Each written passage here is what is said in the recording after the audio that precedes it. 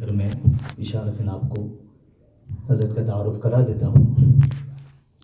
ہم میں سے اگر کسی نے ہمارے حضرت اور شیخ حضرت مولانا محمد یونس صاحب جونپوری رحمۃ اللہ علیہ کی زیارت اگر کسی نے نہ کی ہو، اور اگر کوئی ہم میں سے حضرت مولانا یونس صاحب جونپوری رحمۃ اللہ علیہ سے مستفیض نہ ہوئے ہوں، تو وہ ساری چیزیں انشاءاللہ آپ حضرت سے مستفیض ہوں گے اور حضرت میں وہ چیزیں دیکھیں گے انشاءاللہ۔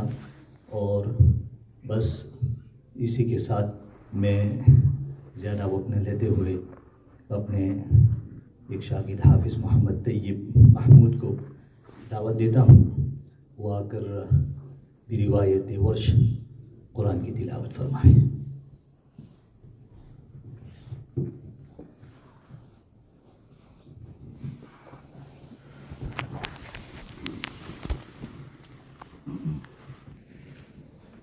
الحمد لله رب العالمين والصلاة والسلام على أشرف الأنبياء والمرسلين وعلى آله وصحبه أجمعين، أما بعد. قال النبي صلى الله تعالى عليه وسلم: لا يؤمن أحدكم حتى يكون هواه تبعا لما جئت به. وقال النبي صلى الله عليه وسلم: لا يؤمن أحدكم حتى أكون أحب إليه من والده وولده والناس أجمعين، أو كما قال صلى الله عليه وسلم. رواه البخاری ومسلم. بزرگان محترم، معزز بھائیوں، دوستو عزیزو، ہماری بہنیں، بیٹیاں، خواتین، مائیں، حق تعالیٰ جل شانہ و من والہ کا ہم پر بہت کرم احسان ہوا کہ اس رب کریم نے بے مانگے ہمیں زندگی عطا فرمائی۔ ہم نے نہ کوئی اپلیکیشن اللہ کو دی تھی کہ آپ ہمیں دنیا میں بھیجیے، لیکن اس رب نے بغیر اپلیکیشن کے اس کائنات میں ہمیں وجود دیا۔ حقیقت یہ ہے کہ دنیا کے بڑے سے بڑے انجینئر اور دنیا سے بڑے سے بڑے پلاننگ کرنے والے، پلان بنانے والے، وہ پتھروں پر پلان بناتے ہیں، پلاسٹک پر پلان بناتے ہیں، زمین پر پلان بناتے ہیں، کاغذوں پر پلان اور نقشے تیار کرتے ہیں، لیکن پانی پر آج تک کوئی نقشہ نہ بنا سکا اور قیامت تک نہیں بنائے گا۔ رب کریم کی ذات وہ ہیں جو پانی پر، ایک ناپاک قطرے پر انسان کا نقشہ بنا کر کے اس کو وجود دیتی ہے۔ یہ اللہ ہی کی قدرت ہے کہ اس نے پانی پر ہمارا نقشہ بنایا، اور اس رب کریم نے ہمیں وجود عطا فرمایا۔ پھر اس کائنات میں آنے کے بعد اس نے ہمیں لاوارث نہیں چھوڑا، عبث نہیں چھوڑا، بیکار نہیں چھوڑا۔ ہمارے دنیا میں قدم رکھنے سے پہلے ہمارے کھانے کا نظام، ہمارے پینے کا نظام، ہماری زندگی کا نظام اس نے پورا تیار کر لیا۔ ہمارے رزق کو ماں کے پیٹ میں لکھ دیا کہ دنیا میں جانے کے بعد تمہارے رزق کا انتظام کیا ہوگا۔ اس نے عظیم المرتبت کتاب میں اعلان کر دیا: وَمَا مِن دَابَّةٍ فِي الْأَرْضِ إِلَّا عَلَى اللَّهِ رِزْقُهَا۔ دنیا میں آنے والے ہر ایک کے رزق کی ذمہ داری میرے ذمہ ہے۔ آنے سے پہلے ہی ہمارے رزق کا انتظام۔ آپ انداز لگائیں کہ ماں اپنے سینے سے لگاتی ہے اور دودھ آنا شروع ہو جاتا ہے، تو یہ نظام کس نے بنایا؟ اسی اللہ نے میرے اور آپ کے لیے بنایا ہے۔ یہی وجہ ہے کہ آپ دیکھیں کہ دنیا میں آنے کے بعد ابھی ہمارے 2 گھنٹے ہوئے اور ماں نے اپنے سینے سے لگایا اور دودھ پینا بچے نے شروع کر دیا، حالانکہ نہ اسکول میں گیا، نہ یونیورسٹی میں گیا، نہ کالج میں گیا، کسی جگہ نہیں گیا۔ اس کو کس نے سکھایا کہ تیرے دودھ پینے کا طریقہ یہ ہوگا، تیرے غذا کا انتظام یہ ہوگا؟ اگر اس مسئلے پر غور کریں تو اللہ سمجھ میں آتا ہے۔ پھر ایک عجیب و غریب بات یہ ہے کہ وہ بے زبان بچہ، معصوم سا بچہ ہے، اس میں پڑھا لکھا طبقہ بہتا ہوگا، ہمارے ڈاکٹر صاحب ہے یہاں پر، اور بھی لوگ ڈاکٹر ہوں گے، مجھے نہیں پتا۔ میں نے یہ مضمون جب UK میں ایک مسجد میں بیان کیا تو وہاں چائلڈ اسپیشلسٹ ڈاکٹر بیٹھے ہوئے تھے. میں نے کہا یہ عجیب بات ہے کہ معصوم بے زبان بچہ جو اپنی معافی ضمیر کو، اپنے دل کی بات کو بیان نہیں کر سکتا کہ مجھے کیا ہو رہا ہے اور میں کیوں رو رہا ہوں، لیکن وہ بچہ روتا ہے اور اس بچے کے رونے پر ماں سمجھتی ہے کہ اس کو دودھ کی ضرورت ہے تو اس کو دودھ پلاتی ہے. بعض مرتبہ بچہ روتا ہے تو ماں کہتی ہے اس کو پیٹ میں درد ہے، اس کو دوا پلاتی ہے. بعض مرتبہ بچہ روتا ہے، ماں کہتی ہے یہ بخار سے رو رہا ہے، اس کو بخار کی دوا پلا رہی ہے. بعض مرتبہ بچہ رو رہا ہے، ماں سمجھتی ہے اس کو ٹوائلٹ نہیں ہو رہی ہے، اس کو استنجا کی دوا پلاؤ، اور کبھی ڈاکٹر کے پاس لے جاتی ہے. آخر اس ماں کو کس نے بتا دیا کہ ابھی بھوک سے رو رہا ہے، ابھی درد سے رو رہا ہے، ابھی بخار سے رو رہا ہے، ابھی ٹوائلٹ نہ ہونے سے رو رہا ہے؟ ماں کو کس نے بتا دیا؟ رونے میں کوئی فرق تو ہے نہیں کہ بھوک کا رونا کوئی اور ہوگا اور بیماری کا رونا کوئی اور ہوگا اور درد کا رونا کوئی اور ہوگا. رونا ایک ہی طرح کا ہو رہا ہے، لیکن ماں ہر ایک کے اوپر اپنا مسئلہ بیان کر رہی ہے کہ بچہ کیوں رو رہا ہے اور اسی کے مطابق کام کرتی ہے. حضرت الامام حجت الاسلام امام غزالی رحمت اللہ علیہ نے اس پر لکھا ہے کہ بچے کے رونے پر اللہ ماں کے دل پر الہام کرتا ہے. یہ الہام ہوتا ہے ماں کے دل کے اوپر، جس سے ماں سمجھتی ہے کہ اس کو کس چیز کی ضرورت ہے. چونکہ یہ بے زبان بچہ ہے، یہ بول نہیں پاتا، اپنی معافی ضمیر کو ادا نہیں کر پاتا، تو اللہ تعالیٰ ماں کے دل پر الہام کر کے اس کی ضرورتوں کو پورا کرتا ہے. کیسا رب ہے وہ، کیسا مربی ہے وہ، کیسا رحمت والا مولا ہے وہ ہمارا.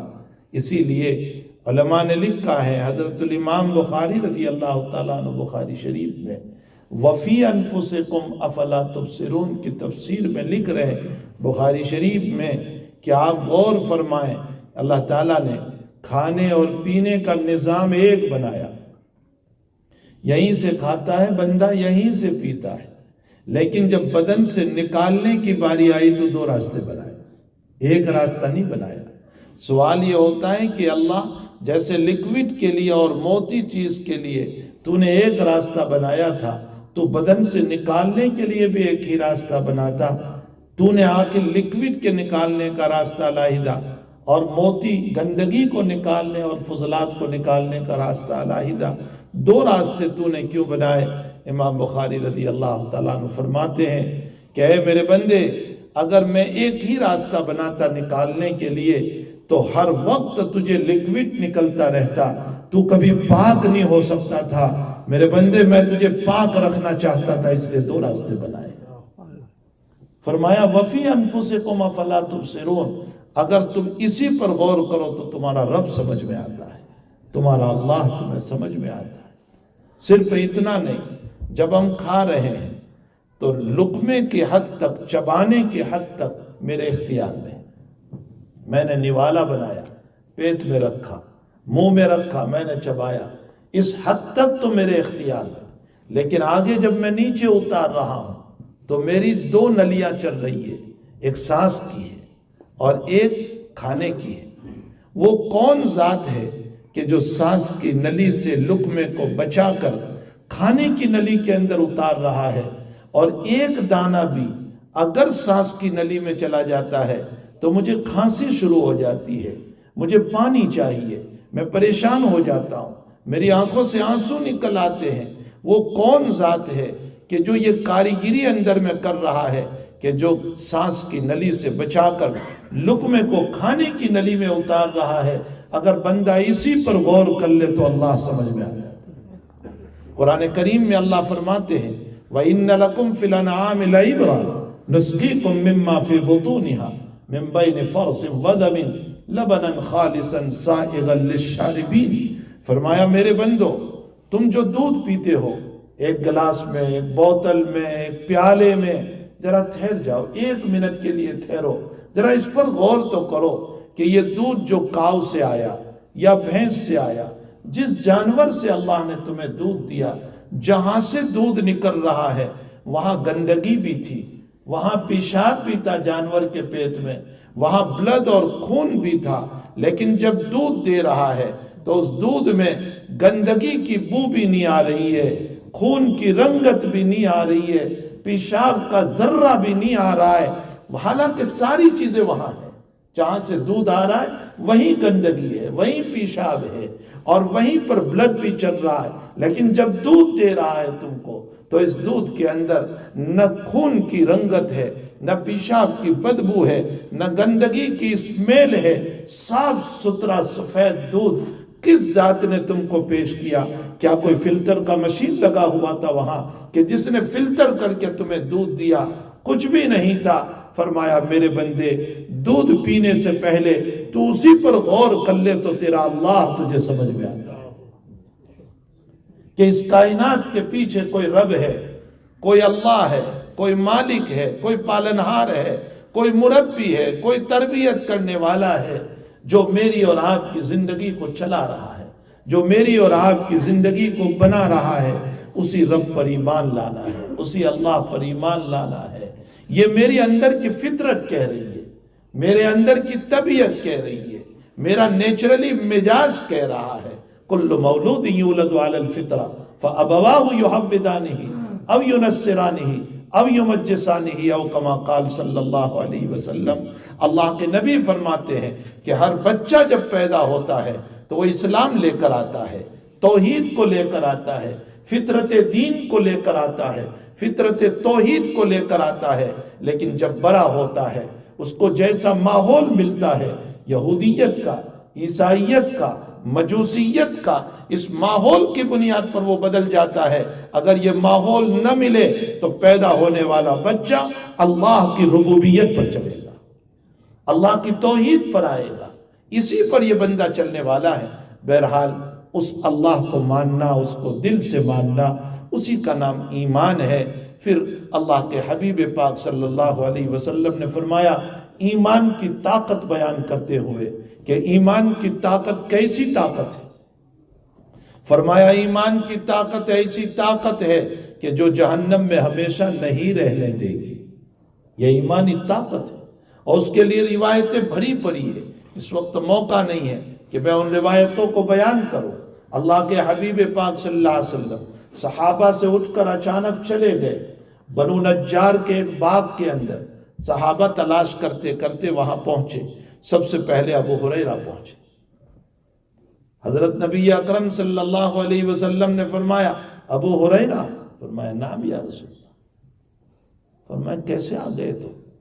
فرمایا اللہ کے حبیب آپ کو تلاش کرتے ہوئے پہنچے کہ کوئی تکلیف نہ آپ کو ہو جائے، اور مجھے راستہ نہیں ملا اندر آنے کا، پریشانی کے اندر، تو پانی آنے کا جو راستہ ہے میں اس کے اندر سے لومڑی کی طرح سکر کے آیا، جانور کی طرح۔ اچھا میری جوتیاں لے جاؤ بطور سرٹیفکیٹ کے، اور جتنے لوگ تمہیں ملے ان سب کو کہو من قال لا الہ الا اللہ مستیقنا بہا قلبہ دخل الجنہ۔ فرمایا کہ جو لا الہ الا اللہ اخلاص کے ساتھ پڑھے گا اللہ اس کو ضرور جنت میں داخل کرے گا۔ ابو ہریرہ جوتیاں لے کر چلے ہیں، سب سے پہلے عمر ملے۔ حضرت عمر نے فرمایا کہاں جا رہے ہیں؟ فرمایا اس اعلان کے لیے۔ فرمایا جوتیاں کیسے؟ فرمایا اللہ کے نبی علیہ السلام نے بطور سرٹیفکیٹ کے دیا ہے۔ حضرت عمر نے فرمایا واپس چلو، اعلان نہیں کرنا ہے، واپس چلو، اور مکہ مارا سینے پر ابو ہریرہ کے۔ ابو ہریرہ پیچھے گر گئے، رو پڑے، حضرت کی خدمت میں واپس آئے۔ فرمایا کیوں رو رہا ہے ابو ہریرہ؟ فرمایا عمر نے مارا اور مجھے اعلان نہیں کرنے دیا۔ عمر بھی پیچھے سے آ گئے۔ حضرت نے فرمایا عمر کیوں روکا اس کو؟ فرمایا یا رسول اللہ یہ جوتیاں آپ کی ہیں؟ کہا جی میری ہے۔ آپ نے اعلان کرنے کو کہا؟ جی میں نے کہا۔ فرمایا حضرت میری رائے یہ ہے کہ آپ یہ اعلان نہ کرائیں۔ کیوں؟ فرمایا اس لیے کہ لوگ ایمان ہی پر اعتماد کر کے اعمال نہ چھوڑ بیٹھے، کل کو نماز نہیں پڑھیں گے، روزہ نہیں رکھیں گے، زکوٰۃ نہیں دیں گے، حج نہیں کریں گے، کہیں گے ایمان تو ہے ہمارے پاس، جبکہ اعمال بھی ایمان میں نور پیدا کرنے کے لیے ضروری ہے۔ ایمان میں تب ہی جا کر زیادہ نور ہوگا جب کہ اعمال ہوں گے۔ نبی اکرم صلی اللہ علیہ وسلم نے فرمایا، عمر ٹھیک کہتا ہے، رہنے دو اس اعلان کو۔ یہاں سوال یہ ہوتا ہے کہ جب عمر کی سمجھ میں آیا تو اللہ کے نبی علیہ السلام کی سمجھ میں یہ بات کیوں نہیں آئی؟ حضرت تو عاقل العقول تھے، سب سے اعلیٰ درجے کی عقل آپ کی تھی، حضرت کی سمجھ میں یہ بات کیوں نہیں آئی؟ اس کا جواب یہ ہے کہ جب پہلے ابو ہریرہ گئے تو اس موقع پر اللہ کے نبی اللہ کی رحمت میں ڈوبے ہوئے تھے، اور جب رحمت میں ڈوبے ہوئے تھے تو رحمت خداوندی کو دیکھ کر آپ نے یہ کہہ دیا کہ ایمان والا جہنم میں نہیں جا سکتا۔ نبی پر کیفیات ہوتی ہے، ہمارے اوپر جیسے کیفیات ہوتی ہے، کبھی غصہ، کبھی ٹھنڈا، کبھی گرم، کبھی خوشی، کبھی کیا، نبی پر کیفیات ہوتی تھی۔ میں کیفیت کی مثال دوں، علامہ شبیر احمد عثمانی رحمۃ اللہ علیہ مثال دیتے ہوئے فرماتے ہیں کہ یعقوب علیہ السلام وہی کنعان میں اپنی بستی میں کنویں میں یوسف علیہ السلام پڑے ہوئے ہیں، گرے ہوئے ہیں، وہ تو یعقوب علیہ السلام کو خبر نہیں ہوئی، اور مصر سے جب کرتا چلا یوسف علیہ السلام کا، مصر سے بہت دور سے، فلسطین سے دور، تو یعقوب علیہ السلام یہاں بیٹھے بیٹھے کہہ رہے مجھے یوسف کے کرتے کی خوشبو آ رہی ہے۔ کبھی یہ شان، کبھی وہ شان۔ کبھی تو نبی کی یہ شان ہے کہ آپ فرماتے ہیں فاطمہ تو بضعۃ منی، فاطمہ میرے جگر کا ٹکڑا ہے، جس نے فاطمہ کو ستایا اس نے مجھ کو ستایا۔ اور کبھی نبی کی یہ شان، فرمایا فاطمہ سلینی معاشی تھے، دنیا میں مجھ سے مانگ لے فاطمہ، تیرے باپ کا نبی ہونا تجھے بچا نہیں سکتا ہے۔ ایک یہ بھی شان ہے نبی کی، ایک یہ بھی شان ہے۔ تو پہلے جب گئے ابو ہریرہ تو حضرت اللہ کی رحمت میں ڈوبے ہوئے تھے، رحمت خداوندی کو دیکھ کر فرمایا کہ جو لا الہ الا اللہ دل سے پڑھے گا وہ جنت میں ضرور جائے گا۔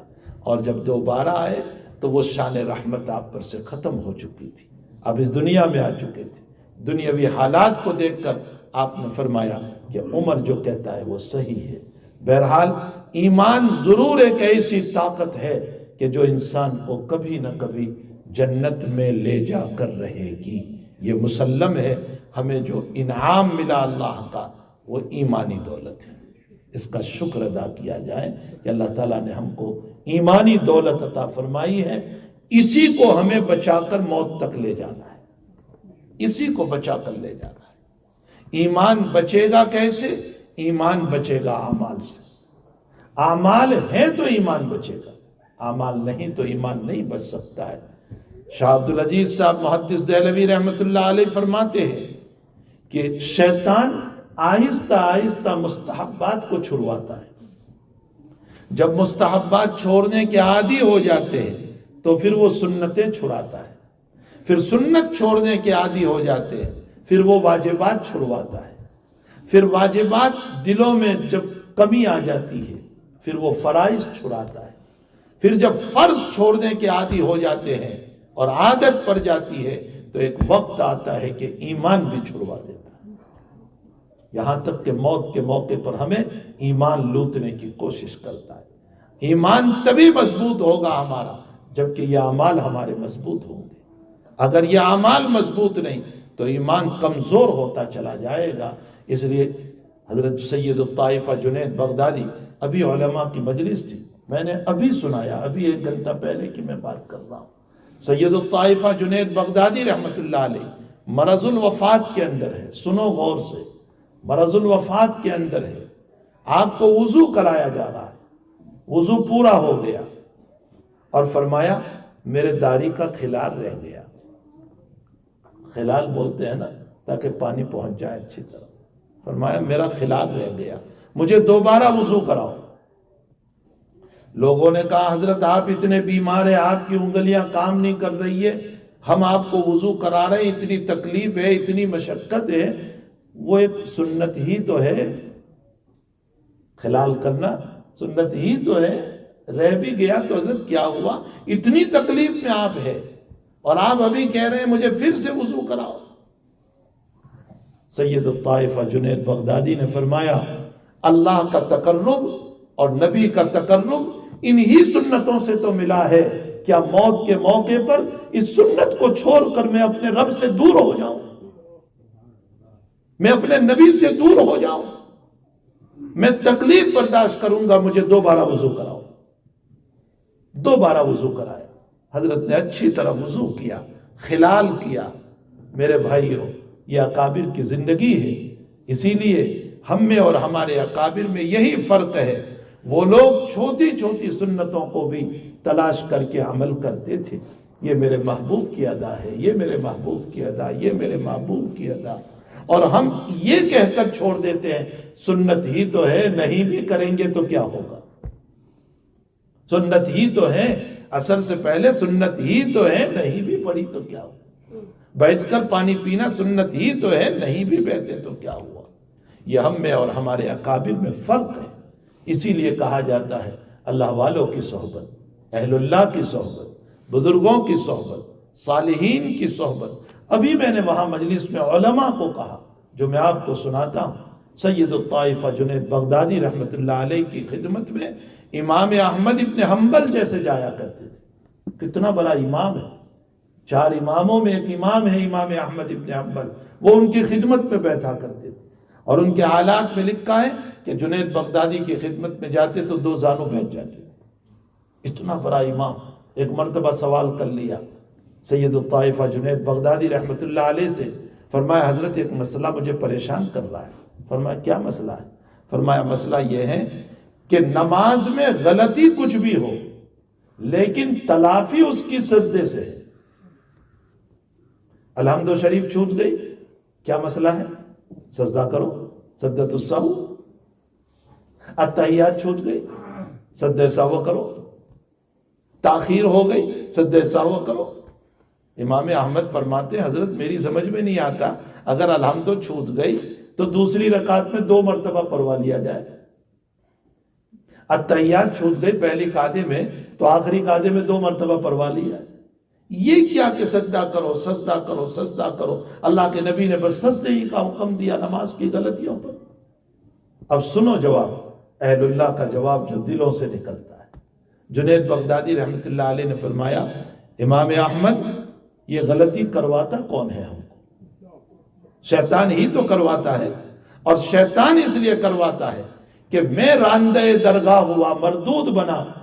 اے اللہ کے بندے، میں تیری نماز خراب کر کے تجھے بھی راندہ درگاہ بنا دوں، تو بھی مردود ہو جائے اللہ سے، اس لیے وہ غلطی کرا رہا ہے۔ تو اللہ بھی کہہ رہا ہے اے مردود شیطان و ابلیس، تو جس سجدے کو چھوڑ کر راندہ درگاہ ہوا، میں میرے بندے کو اسی سجدے کو کرا کر کے مقبول بنا لیتا ہوں۔ اس لیے سجدہ رکھا گیا آخر میں۔ یہ ہے اہل اللہ کی باتیں۔ امام احمد ابن حنبل رحمت اللہ علیہ نے اپنے شاگردوں سے فرمایا کہ اس بات کو اپنے دل کی تھیلی میں رکھ لو، اس لیے کہ یہ بات وہ نہیں ہے جو کتابوں میں ملے گی، یہ تو صحبت اہل اللہ سے ملتی، اللہ والوں کی صحبت سے ملتی۔ بہرحال میرے بھائیو، ایمان جیسی عظیم المرتبت دولت جو اللہ تعالیٰ نے مجھے اور آپ کو عطا فرمائی، ہم جتنا شکر ادا کریں اتنا کم ہے۔ ہمیں چاہیے کہ اس دولت کے اوپر اللہ کا روزانہ شکر ادا کریں۔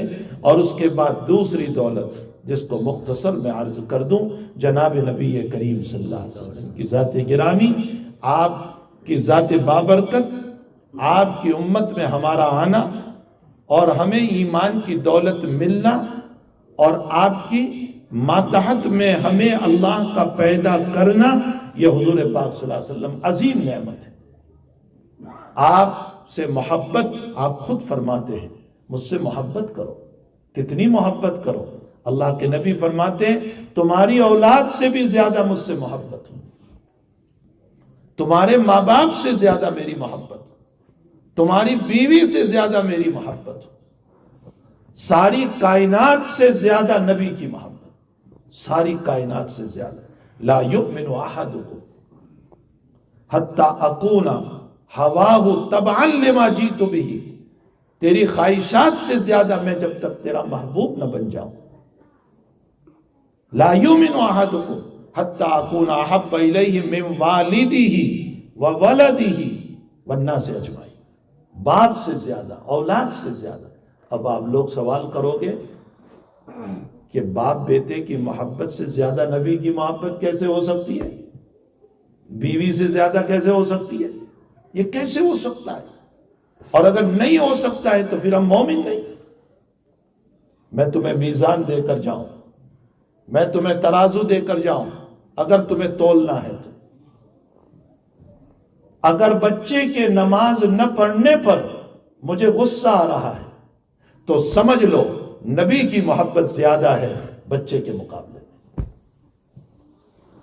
اگر باپ خلاف شریعت کام کر رہا ہے اور اولاد کو غصہ آ رہا ہے، سمجھ لو نبی کی محبت باپ سے زیادہ ہے۔ اگر بیوی بال کو کھلا رکھ کر خلاف شرع وضاقتہ پہن کر باہر جا رہی ہے اور مجھ کو غصہ آ رہا ہے، سمجھ لو نبی کی محبت بیوی سے زیادہ ہے۔ یہ ہے ترازو، یہ ہے میزان، یہ اللہ کے نبی نے میزان دیا، یہ قرآن نے دیا۔ قل ان کان آباؤکم وابناؤکم واخوانکم وازواجکم وعشیرتکم واموال اقترفتموها وتجارۃ تخشون کسادها ومساکن ترضونها احب الیکم، لفظ اس میں تفضیل استعمال کیا قرآن نے۔ ان سب کی محبت اللہ اس کے رسول سے زیادہ ہوگی۔ معلوم ہوتا ہے محبت رکھو ان سے، لیکن زیادہ غلبہ اللہ اس کے رسول کا صلی اللہ علیہ وسلم۔ تو یہ محبت مانگتے۔ علماء نے لکھا ہے کہ دنیا میں کسی سے بھی محبت 3 بنیادوں پر ہوتی ہے۔ خوب سنو اس بات کو، 3 بنیادوں پر ہوتی ہے۔ نمبر 1، اس کا جمال و خوبصورتی۔ دنیا میں محبت جمال کی بنیاد پر، خوبصورتی کی بنیاد پر۔ نمبر 2، اس کے کمال کی بنیاد پر۔ اس میں کوئی کمال ہے، علمی کمال، عمل کا کمال، ہنر کا کمال۔ مثلا ڈاکٹر صاحب ہیں، ان کو اللہ تعالیٰ نے ایک خاص فن کے اندر ملکہ دیا، اور اس میں اللہ ان کے ہاتھوں شفا دے رہا ہے۔ اس کمال کی بنیاد پر ان سے محبت۔ کوئی کمال ہوتا ہے اس میں جس کی بنیاد پر ان سے محبت ہو۔ اور تیسرا، احسان کی بنیاد پر محبت ہوتی۔ اب ان تینوں بنیادوں کو دیکھو، اللہ نے اپنے نبی علیہ السلام میں تینوں باتوں کو پیدا فرمایا۔ اگر جمال کی بنیاد پر کسی سے محبت ہو تو نبی سے بڑھ کر خوبصورت کوئی، صلی اللہ علیہ وسلم، آپ سے بڑھ کر خوبصورت کوئی۔ شمائل ترمذی میں ہے، صحابی فرماتے ہیں 14ویں رات کا چاند چمک رہا تھا، میں کبھی چاند کو دیکھتا، کبھی نبی کو دیکھتا، اخیر میں فیصلہ کرنا پڑا کہ میرا محبوب چاند سے زیادہ خوبصورت ہے۔ اسی لیے حضور پاک صلی اللہ علیہ وسلم کے باب میں 2 لفظ آئے، وسیم اور قسیم، 2 لفظ۔ وسیم اس کو کہتے ہیں جس کو بار بار دیکھنے کو جی چاہے، اور قسیم اس کو کہتے ہیں جس کو دیکھنے سے جی نہ بھرے۔ نبی کے باب میں یہ 2 لفظ ہیں۔ حضرت کو بار بار دیکھنے کو جی چاہتا تھا صحابہ کا، اور جس کو دیکھ کر کبھی جی نہیں بھرتا تھا۔ دنیا میں ساری چیزوں کو، آپ تو ماشاءاللہ اس دنیا کے رہنے والے ہو جہاں روزانہ آپ گوگل پہ جو ہے پڑھتے رہتے ہو، کبھی یوٹیوب پر دیکھتے رہتے ہو۔ دنیا کی جتنی چیزیں دیکھنے کے قابل ہے وہ آپ 2 مرتبہ دیکھو گے، 3 مرتبہ دیکھو گے، 4 مرتبہ دیکھو گے، جی بھر جائے گا۔ اس سے زیادہ آپ جی نہیں چاہے گا۔ 2-3 مرتبہ آپ نائگرا فالس پر چلے گئے، ٹھیک ہے، اب کیا جانے کا وہاں۔ ہندوستان کا تاج محل 1 مرتبہ، 2 مرتبہ، 3 مرتبہ، اب کیا دیکھیں گے اس کو۔ دنیا کی عجائبات زیادہ سے زیادہ آپ 3-4 مرتبہ دیکھ لے، جی بھر جاتا ہے۔ لیکن دنیا کی 2 باتیں ہیں جس کو دیکھنے سے کبھی جی نہیں بھرتا، ایک اللہ کا گھر کعبۃ اللہ، اور ایک جناب رسول اللہ صلی اللہ علیہ وسلم۔ جی نہیں بھرتا، کبھی جی نہیں بھرتا۔ ملومت حضرت اقدس تھانوی رحمۃ اللہ علیہ نے اس حدیث کی شرح کرتے ہوئے لکھا ہے، بخاری شریف کی روایت ہے، انکم تفتنون فی قبورکم، تمہاری قبروں میں میرے متعلق آزمائے جاؤ گے۔ نبی علیہ السلام فرماتے ہیں میرے متعلق سوال ہوگا، ما تقول فی هذا الرجل، یہ حدیث کے الفاظ، ما تقول فی هذا الرجل، قبر میں یہ پوچھا جاتا ہے کہ اس آدمی کے باب میں تم کیا کہتے ہو۔ اس آدمی کے باب میں سے کیا مراد، کیسے سوال ہوگا۔ اب میں قبر کی بحث میں نہیں جاتا، پھر کبھی آیا تو انشاءاللہ قبر ہی کے اوپر ہم بحث کریں گے کہ قبر ہے کیا، حقیقت کیا ہے، عالم برزخ کیا چیز ہے، سوالات کی حقیقت کیا ہے، کہاں سوالات ہوتے ہیں، چونکہ جوانوں کے ذہن کنفیوز ہے اس سلسلے میں، وہ انشاءاللہ کسی اور موقع پر. لیکن بخاری اور مسلم کی یہ روایت ہے، ما تقول فی ھذا الرجل، اس آدمی کے باب میں تم کیا کہتے ہو. کیسے سوال ہوتا ہے؟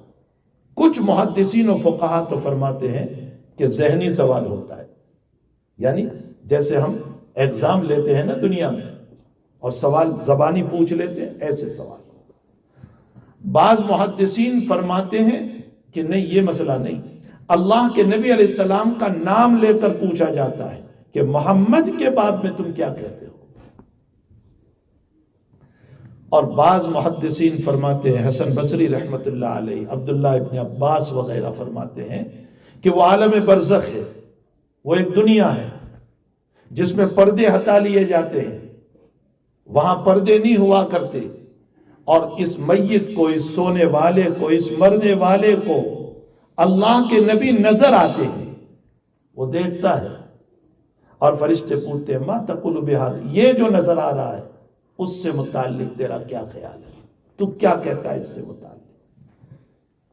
خود نبی علیہ السلام فرماتے ہیں کہ اگر تمہارے پاس ایمان ہوگا تو تم یہ کہو گے یہ ہمارے نبی ہے، جاءنا بالبینات والہدی، جو ہدایت اور دلائل کو لے کر آئے تھے، میں نے مانا تھا. تو فرشتے کہتے ہیں نم صالحہ، سو جا تو اطمینان کے ساتھ. اور ترمذی کی روایت میں ہے نم کا نومت العروس، ایسے سو جا جیسے پہلی رات کی دلہن سوتی ہے، یعنی پہلی رات کی دلہن کو اس کے شوہر کے علاوہ اٹھانے والا کوئی نہیں. اے مرد مومن تو بھی سو جا، قیامت تک اللہ کے علاوہ اٹھانے والا کوئی نہیں. ورنہ قبر کا مسئلہ بڑا تیرا ہے. ابھی کل سبق میں نے مشکات میں روایت پڑھائی، سعد بن معاذ رضی اللہ تعالیٰ عنہ، انصاری صحابی ہے، انصاری صحابی ہے، نبی کی بڑی خدمت کی. ان کے جنازے کے بعد میں خود نبی اکرم صلی اللہ علیہ وسلم فرماتے ہیں اہتز عرش الرحمن، ان کی موت پر اللہ کا عرش ہل گیا. روایت میں ہے کہ ان کے جنازے میں 70,000 فرشتے آئے، 70,000 فرشتے. اتنا اونچا مقام، خود نبی جنازے کی نماز پڑھا رہے ہیں. لیکن جہاں دفن کیے، حضرت نے جلدی سے تسبیح پڑھنا شروع کیا، سبحان اللہ سبحان اللہ سبحان اللہ، اللہ اکبر اللہ اکبر. صحابہ فرماتے ہیں نحن نسبح و نکبر، ہم نے بھی تسبیح شروع کر دی. تھوڑی دیر کے بعد نبی علیہ السلام نے اپنی تسبیحات بند کی، ہم نے بھی بند کی. ہم نے حضرت سے پوچھا حضرت آپ نے اچانک تدفین کے بعد تسبیح شروع کر دی؟ فرمایا میرے سعد کو قبر نے پکڑ لیا تھا. کس کو پکڑا؟ وہ سعد بن معاذ جو صحابی رسول، جو خادم رسول، جس کے لیے 70,000 فرشتے آئے، اہتز عرش الرحمن ہوا، اس کو تھوڑی دیر کے لیے پکڑ لیا. میں نے تسبیحات کو شروع کیا تو میرے سعد کو اللہ نے چھوڑ دیا. معلوم ہوتا ہے اللہ کے وہاں رشتہ داری نہیں چلتی، وہاں تو تقوی چلتا ہے، اعمال چلتا ہے. جب سعد کا یہ حال ہوا تو میرا اور آپ کا کیا حال ہوگا، ہمارا کیا حال ہوگا اللہ کا. اس لیے میرے بھائیوں، حضور پاک صلی اللہ تعالیٰ علیہ وسلم کی مبارک شریعت کو اپنانا چاہیے. حضرت سعد، میں یہ کہہ رہا تھا کہ اگر خوبصورتی کے اعتبار سے دیکھیں، محبت کے قابل اگر کوئی ہے تو نبی سے بڑھ کر خوبصورت کوئی نہیں. آپ کی خوبصورتی انتہائی درجہ. حضرت عائشہ رضی اللہ تعالیٰ عنہ کہتی ہے لوامی زلیخا لو رأینا حبیبی، لوامی زلیخا لو رأینا حبیبی لأثرنا قطع القلوب علی الیدین. فرمایا وہاں زلیخا کو تانا دیا تھا کچھ عورتوں نے کہ یوسف جیسے غلام پر دیوانی ہو گئی، عاشق ہو گئی، وہ نوکر پہ عاشق ہو گئی. فرمایا زلیخا کو تانا دینے والی عورتیں یوسف کے حسن کو دیکھ کر انگلیاں کاٹ ڈالی تھی، اگر میرے نبی کو دیکھ لیتی تو گردنیں کتوا دیتی. یہ خود حضرت عائشہ رضی اللہ تعالیٰ عنہ فرما رہی ہے شان رسالت صلی اللہ علیہ وسلم. اور اگر کمال کے اعتبار سے دیکھیں تو نبی سے بڑھ کر با کمال کوئی نہیں. آپ کے علم کا کوئی مقابلہ نہیں کر سکتا، علم الاولین والآخرین۔ آپ کے تقوی کا کوئی مقابلہ نہیں کر سکتا۔ ساری کائنات کے سجدوں کو جمع کر لو، گنتی کے اعتبار سے سجدے زیادہ ہو سکتے ہیں، لیکن کیفیت کے اعتبار سے نبی کے ایک سجدے کا مقابلہ کوئی نہیں کر سکتا۔ وہ آپ کا تقوی، وہ آپ کا ورع، وہ آپ کی پرہیزگاری، وہ آپ کی نمازیں۔ تو کمالات کے اعتبار سے بھی اگر دیکھیں تو محبت کے قابل آپ ہی، اور اگر احسان کے اعتبار سے دیکھیں تو دنیا میں بھی آپ کے احسانات ہیں۔ اگر آپ نے ہمیں دین نہ دیا ہوتا تو ہم بھی حضرت عیسیٰ کے صلیب کے سامنے سجدہ کرتے ہوتے، ہم بھی نہ معلوم پتھروں کے بت کے سامنے سجدے کرتے ہوتے۔ آپ نے ہمیں عزت والی زندگی دی، ایک اللہ کی توحید دی، اس کے سامنے جھکنے کا سلیقہ دیا، ہمیں نماز دی، ہمیں ورع اور تقوی دیا، ہمیں اچھے اخلاق دیے، اچھی زندگی، اچھے کیریکٹر دیے، بہترین زندگی عطا فرمائی ہے۔ اور اتنے پر احسان پورا نہیں ہوا، ابھی آپ کا احسان ہم پر قیامت میں بھی رہے گا۔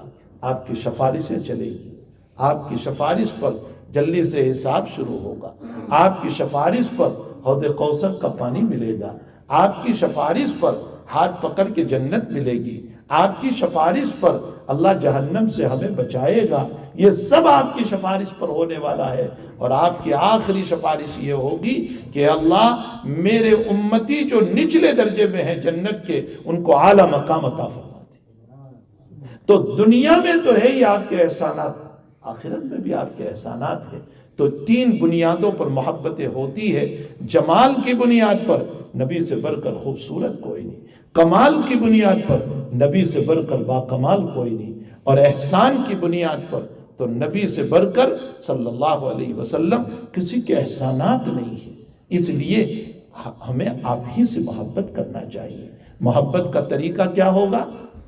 محبت کا طریقہ یہ ہوگا کہ ہم نبی اکرم صلی اللہ علیہ وسلم کے سچے عاشق صرف دعوے سے نہیں، آپ کی سنتوں پر عمل کریں، آپ کے طریق پر عمل کریں، آپ نے مبارک زندگی جو دی اس پر عمل کریں۔ بخاری شریف میں ہے، حضرت عمر کہنے لگے اللہ کے حبیب آپ سب سے زیادہ مجھے پیارے ہیں لیکن میری ذات سے زیادہ نہیں۔ عمر کہہ رہے سب سے زیادہ آپ مجھے محبوب ہے، میری ذات سے زیادہ نہیں، یعنی میری ذات مجھے زیادہ محبوب ہے۔ تو حضرت نے بھی فوراً فرمایا عمر تم مومن نہیں ہو سکتے ہو جب تک تمہاری ذات سے زیادہ میں محبوب نہ بن جاؤں۔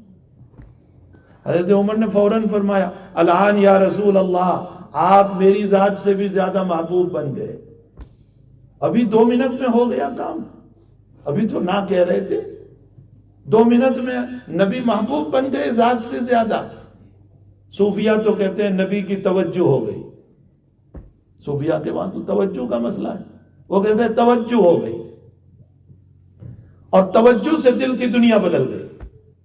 علامہ شبیر احمد عثمانی رحمت اللہ علیہ فرماتے ہیں اصل مسئلہ یہ ہے کہ عمر کے دل میں نبی کی محبت اپنی ذات سے پہلے سے زیادہ تھی ہی محبت۔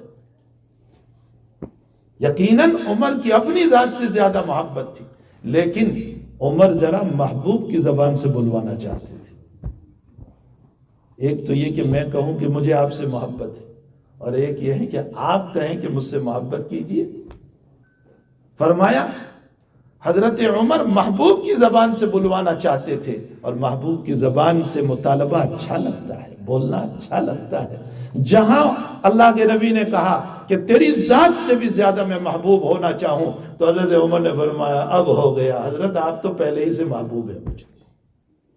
اور حقیقت یہ ہے کہ اس میں کوئی شک نہیں کہ ہماری ذات سے بھی زیادہ اللہ کے نبی محبوب ہونے چاہیے۔ اس کا بھی میں تمہیں میزان دے دوں اور ترازو دے دوں۔ بیمار ہو جاؤ اور بیماری کی حالت میں اگر تم نماز پڑھ رہے ہو تو سمجھ لو کہ اپنی ذات سے زیادہ محبوب نبی کریم صلی اللہ علیہ وسلم۔ بیماری کی حالت میں آپ وضو کر رہے ہیں، ہماری ذات سے زیادہ محبوب رسول اللہ صلی اللہ علیہ وسلم۔ بیماری کے باوجود میں کوشش کرتا ہوں سنت کے مطابق رہنے کی۔ میرے حضرت شیخ یونس صاحب قدس سرہ عاشق رسول، دیوانہ زار، اس کے عشق کو تو میں کیا اس وقت پیش کروں، ان کی دیوانگی کو، عشق رسول کو تو کیا پیش کروں۔ مدینہ شریف میں یوں بیٹھے ہوئے تھے اور ایک صاحب نے چاکلیٹ دی تو حضرت یوں سیدھے بیٹھ گئے اور اس چاکلیٹ کو منہ میں رکھا اور فرمایا تم جانتے ہو، بڑے بڑے لوگ بیٹھے ہوئے تھے، مشائخ بیٹھے ہوئے تھے، شیخ کی ذات کون ہے وہ تو میں اس وقت کیا بیان کروں، حضرت شیخ زکریا نے کیسا اعتماد کیا تھا ان پر۔ چلیے ان کی زندگی کا ایک واقعہ سناؤ۔ عصر کے بعد کی مجلس تھی اور کسی صاحب نے ایسا پوچھ لیا کہ کیا اللہ تعالیٰ اس وقت نبی بھیج سکتا ہے؟ اب مسئلہ تو ہے علمی کہ کیا اللہ تعالیٰ اس وقت کوئی نبی بھیج سکتا ہے اس وقت؟ شیخ نے فرمایا امکانی دنیا میں اللہ بھیج سکتا ہے، ممکن ہے وہ بھیج سکتا ہے۔ کیوں؟ اس لیے کہ اگر نہ کہا جائے کہ اللہ نہیں بھیج سکتا تو اس کا مطلب اللہ کو قدرت نہیں، اور جس کو قدرت نہیں وہ اللہ نہیں ہو سکتا۔ اللہ تو قادر ہے بھیجنے پر، لیکن بھیجے گا نہیں، اس لیے کہ اللہ نے وعدہ کیا ہے کہ خاتم النبیین محمد الرسول اللہ صلی اللہ علیہ وسلم، اور جب وہ وعدہ کر چکا ہے تو وہ اپنے وعدے کے خلاف نہیں کرتا۔ بھیج سکتا ہے، اس کی قدرت ہے، لیکن بھیجے گا نہیں، اس کے وعدے کے خلاف نہیں ہو سکتا۔ یہ مجلس ختم ہوئی اور ایک صوفی صاحب اس مجلس میں بیٹھے تھے جن کو اللہ کے نبی کی زیارت عالم بیداری میں ہوتی تھی۔ اللہ ہمیں خواب میں نصیب فرمانا، ان کو بیداری میں ہوتی۔ انہوں نے شیخ کو یوں کہا کہ حضرت جب آپ یہ مضمون بیان فرما رہے تھے تو میں اللہ کے نبی علیہ السلام کو دیکھ رہا تھا، وہ تمہیں دیکھ رہے تھے۔ شاید ڈر گئے کہ اللہ کے نبی علیہ السلام میری تائید میں دیکھ رہے تھے یا میری تردید میں دیکھ رہے تھے، یعنی میری بات کو رد کر رہے تھے یا قبول کر رہے تھے۔ ہمت نہ ہوئی، لیکن راتوں کی نیند حرام ہو گئی، نیند نہیں آ رہی ہے، سونا نہیں آ رہا۔ اپنے پیر و مرشد حضرت شیخ زکریا رحمت اللہ علیہ کو لکھا یہ پورا واقعہ۔ حضرت شیخ اس وقت مدینہ شریف تھی، پورا واقعہ لکھ کر بھیجا۔ حضرت اس طرح کسی نے سوال کیا، میں نے یہ جواب دیا اور اس کے یہ دلائل دیے، اور اس میں فلاں صاحب بیٹھے تھے جو صاحب کشف و کرامت تھے، انہوں نے اس طرح دیکھا۔ تو حضرت مجھے بہت ڈر لگتا ہے کہ نبی علیہ السلام میری تائید میں دیکھ رہے تھے کہ میری تردید میں دیکھ رہے تھے۔ حضرت شیخ زکریا کا خط آیا جس میں لکھا ہوا تھا نبی تیری بات کی تائید میں دیکھ رہے تھے، اس لیے کہ نبی جب کسی کی تردید کرتے ہیں تو اس کی طرف دیکھتے ہی نہیں، تیری طرف دیکھنا اس بات کی دلیل ہے کہ نبی علیہ السلام تیری بات کو صحیح مان رہے تھے۔ شیخ کا مقام میں کیا بتاؤں، بہرحال سیدھے بیٹھ گئے۔ جو بیٹھے ہوئے تھے ان لوگوں سے کہا جانتے ہو میں کیوں سیدھا بیٹھا؟ اگرچہ میں اتنا ضعیف ہوں، کمزور ہوں، بڑھاپا تھا، ویل چیئر میں رہتے تھے ہر وقت، بدن بھاری تھا، لیکن فرمایا میں اس لیے سیدھا بیٹھ گیا کہ میرے آقا صلی اللہ علیہ وسلم نے پوری زندگی کبھی تیگ لگا کر کھانا نہیں کھایا۔ آج ہے ہمارے وہاں یہ سنت، ہم آئس کریم بھی اس طرح کھاتے ہیں۔ یہ غرور و تکبر کی علامت ہے۔ حضرت تیگ لگا کر پانی بھی نہیں پیتے تھے کہ اللہ کے نبی نے کبھی تیگ لگا کر پانی نہیں پیا۔ محبت کرو تو یہ ہے محبت کہ آپ کی سنتوں پر آؤ، آپ کی زندگی پر آؤ، آپ کی لائف بناؤ، تواضع زندگی میں ہو، عاجزی ہو، نمازیں خشوع اور خضوع والی ہو، سنت کے مطابق ہماری نمازیں ہو، ہماری وضو ہو، ہماری پوری زندگی سنت کے مطابق ہو۔ اللہ تعالی ہم تمام کو ان باتوں پر عمل کی توفیق عطا فرمائے۔ میں بھی محتاج ہوں، آپ بھی محتاج ہیں، ہم سب اپنے آقا صلی اللہ علیہ وسلم کی سنتوں کے محتاج ہیں۔ آپ ہی کے طریق پر چل کر ہم کامیاب ہو سکتے ہیں۔ یاد رکھو بڑے سے بڑا عمل نبی کی سنت سے ہٹ کر ہم لے کر جائیں گے، اللہ کے وہاں اس کی وہ ویلیو نہیں ہوگی جو نبی کی سنت کی شکل پر چھوٹا سا عمل لے کر جائیں گے، اس کی جو ویلیو ہوگی۔ اس لیے کہ محبوب یہ ہے، یہ ہیں محبوب جناب رسول اللہ صلی اللہ علیہ وسلم. اس کی شکل پر لے کر جائیں گے تو چھوٹا سا عمل بھی بہت بڑا. شیخ عبد الواحد الجلیل رحمۃ اللہ علیہ بہت بڑے ولی گزرے ہیں. ان کی ایک کتاب ہے الفوائد الجلیلہ.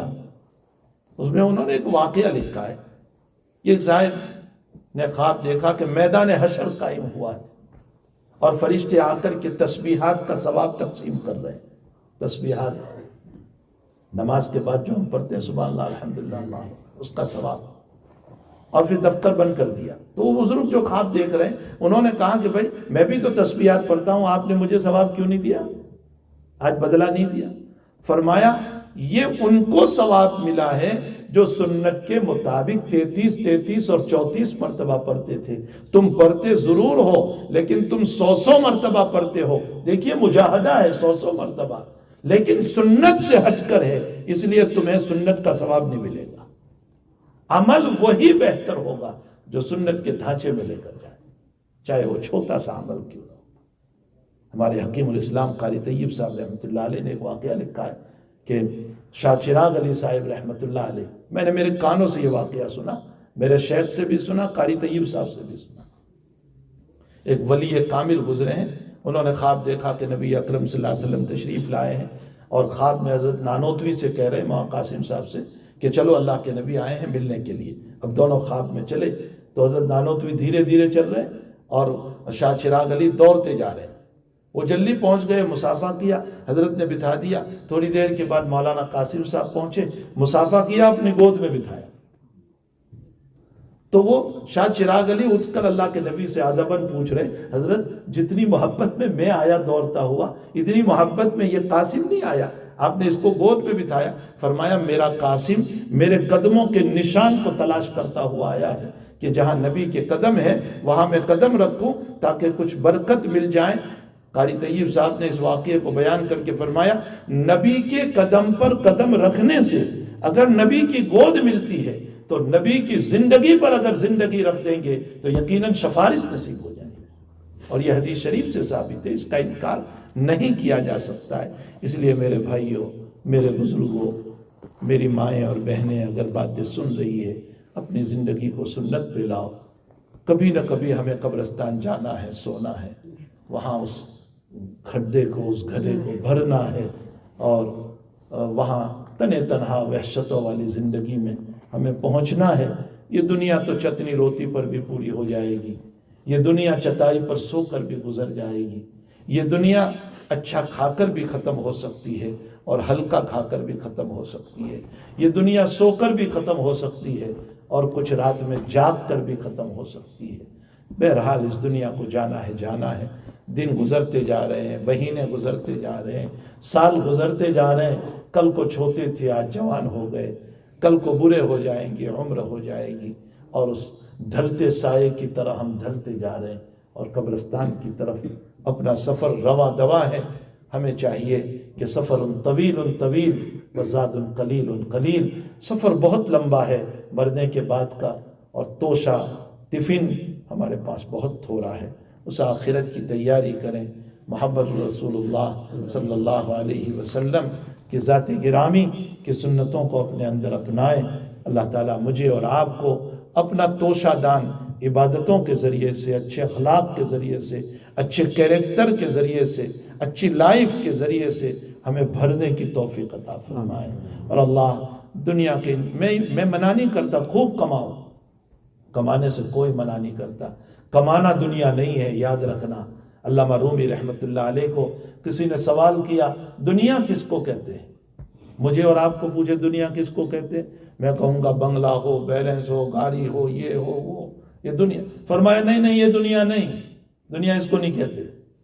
چست دنیا از خدا غافل بدن، چست دنیا از خدا غافل بدن، نہ کے ماشو نکرو فرزند و زن. علامہ رومی فرماتے ہیں معارف مثنوی کے اندر چست دنیا، دنیا کیا ہے؟ اللہ سے غفلت کا نام دنیا ہے. نہ کے معاشو، کپڑوں کا نام دنیا نہیں، اچھے کپڑے پہننا دنیا نہیں ہے. نہ کے معاشو، مسلم شریف میں روایت ہے کہ جب نبی علیہ السلام نے فرمایا کہ متکبر جنت میں نہیں جائے گا، تو ایک صحابی پوچھنے لگے یا رسول اللہ میری طبیعت ہے، میں اچھے سے اچھے کپڑے پہنوں، میں اچھے سوز پہنوں، تو کیا یہ بھی تکبر ہے؟ فرمایا نہیں، یہ تکبر نہیں، اللہ جمیل ویحب الجمال، اللہ جمیل ہے، خوبصورتی کو پسند کرتا ہے، اچھا پہنو، کس نے منع کیا؟ بلکہ ایک روایت میں فرمایا ان اللہ تعالی یرا اثر نعمته علی عبدی، اگر اللہ نے تم کو دیا ہے تو کھاؤ پیو اچھی طرح رہو، اللہ اپنے بندوں کو فقیر دیکھنا نہیں چاہتا، دیا ہے پھر بھی بھیک مانگتے بنے ہم، اللہ یہ دیکھنا نہیں چاہتا ہے، دیا ہے تو کھاؤ اور پیو رہو، لیکن تکبرانہ شان سے نہ ہو، دوسروں کو حقیر سمجھ کر نہ ہو۔ تو نہ کے معاشو نقرأ فرزند و زن، رومی فرماتے ہیں کپڑوں کا نام دنیا نہیں، پیسوں کا نام دنیا نہیں، بیوی بچوں کا نام دنیا نہیں، اللہ سے غفلت کا نام دنیا ہے۔ ایک آدمی کے پاس لاکھوں روپے حلال کے ہو لیکن تعلق مع اللہ ہے، وہ لاکھوں کے ہوتے ہوئے دیندار ہے، وہ دیندار ہے۔ اور ایک آدمی کے پاس 50 روپے ہیں لیکن غفلت ہے اللہ سے، وہ معمولی پیسوں کے باوجود دنیا دار ہے۔ پیسوں کا نام دنیا نہیں، غفلت عن اللہ کا نام دنیا ہے، اللہ سے غافل ہونے کا نام دنیا ہے۔ اگر دولت کا نام دنیا ہوتا تو عبد الرحمن ابن عوف بہت بڑے مالدار صحابی ہیں، کتنے بڑے؟ اس وقت ولد میں جتنے ہیں وہ عبد الرحمن کے جیب میں آ جائیں گے، اتنے بڑے مالدار تھے، ان کی تاریخ پڑھو۔ لیکن اتنی دولت کے باوجود اللہ کے نبی علیہ السلام نے کیا فرمایا؟ میرا عبد الرحمن جنت میں جائے گا، عشرہ مبشرہ میں سے۔ عثمان اتنے بڑے مالدار، دولت کے باوجود اللہ کے نبی کہہ رہے میرا عثمان جنت میں جائے گا۔ دنیا کمانے کا نام دنیا نہیں ہے، اللہ سے غفلت کا نام دنیا ہے۔ غافل نہ بنو اللہ سے، ہر وقت اللہ کی یادوں میں رہو۔ اللہ مجھے اور آپ کو اللہ کی یادوں میں مست رہنے کی، ذکر میں مست رہنے کی، دعاؤں میں مست رہنے کی، نبی کی سنتوں میں لگے رہنے کی اللہ ہم سب کو توفیق عطا فرمائے۔ وصلی اللہ علی النبی الکریم، الحمدللہ رب العالمین والعاقبۃ للمتقین، والصلاة والسلام علی اشرف الانبیاء والمرسلین، اللہم صل وسلم دائما ابدا علی حبیبک خیر الخلق کلہم، اللہم صل وسلم دائما ابدا علی حبیبک خیر الخلق کلہم۔ اللہ ہمارے گناہوں کو معاف فرما، ہمارے قصوروں سے درگزر فرما، ہمیں سچے مومن بنا، ہمیں سچے دیوانے بنا۔ اے اللہ قرآن کی عظمت ہمیں نصیب فرما، اے اللہ تلاوت قرآن کا ذوق عطا فرما، شوق عطا فرما، نمازوں میں لذت عطا فرما۔ اے اللہ گناہ کرتے کرتے دل غفلت میں ڈوب چکا ہے، اے اللہ دلوں کی غفلتوں کو دور فرما دے، ظلمتوں کو دور فرما دے، تاریکیوں کو دور فرما دے، دلوں کو منور فرما دے، دلوں کو منور فرما دے، دلوں کو منور فرما دے۔ اے اللہ نمازوں میں لذت عطا فرما، سجدوں میں سرور عطا فرما، ذکر میں مزہ عطا فرما، ذکر کی حلاوت نصیب فرما۔ اے اللہ تیرا نام بہت پیارا ہے، اے اللہ اس پیارے نام کو بار بار بولنے کی توفیق عطا فرما۔ اے ارحم الراحمین ہم نے تجھے نہیں پہچانا، ما قدر اللہ حق قدری، تیری نعمتیں کھا کر اس باڈی کو اور اس بدن کو تیری بغاوت میں استعمال کرتے رہے۔ اللہ ہمیں معاف فرما دے، اپنے فقیر بندوں کو معاف فرما۔ تو نے ہم کو فقیر کہا، انتم الفقراء الی اللہ، ہم تیرے فقیر بندے ہیں، فقیروں کا حق ہوتا ہے اپنے مولا کے پاس مانگنے کا۔ اے اللہ ہم تجھ سے حلال روزی کی بھیک مانگتے ہیں، ہمیں عطا فرما، ہم عزت کی بھیک مانگتے ہیں، ہمیں عطا فرما۔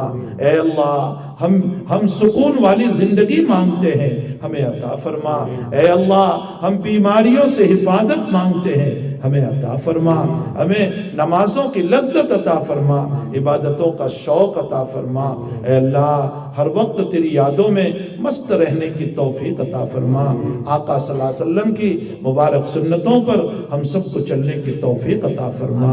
اے اللہ دنیا کے حالات بد سے بدتر بن چکے ہیں، اے اللہ یہ تیرا فیصلہ ہے، تیری قدر ہے، تیری قضا ہے، تو نے جو کچھ لکھا ہے وہی ہو رہا ہے۔ لیکن اے اللہ تقدیر کو بدلنے والا بھی تو ہی ہے، تو ہی مصرف القلوب ہے۔ تو ہی مقلب القلوب ہے۔ اے اللہ دنیا کے فتنوں کو امن سے بدل دے، دنیا کے فتنوں کو امن سے بدل دے، دنیا کے فتنوں کو امن سے بدل دے۔ اے اللہ مسلمانوں کی کھوئی ہوئی عزت کو دوبارہ عطا فرما دے۔